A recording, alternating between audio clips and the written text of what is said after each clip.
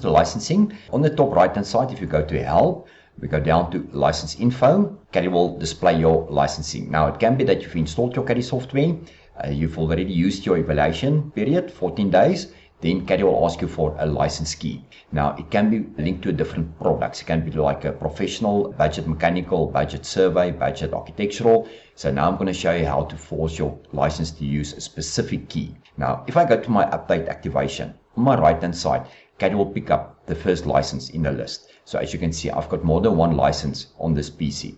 If I want to see the network licenses, I can include my network keys. So if I now click on a drop down, you will see there will be more keys available.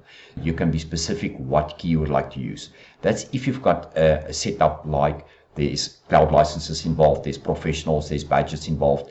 Although you can see I'm running in a professional. My professional key at the moment starts with 305. I know of a specific key, 256, that's a budget mechanical. So that 256 number is in the list. So now I'm going to ask Caddie, when it comes to my license tool, use this specific key. So if I'm going to say OK, Caddie will ask to restart. I'm going to say yes. And as Caddie starts, bottom left, budget mechanical, and the number starts with 256. So now I'm making use of my budget mechanical license.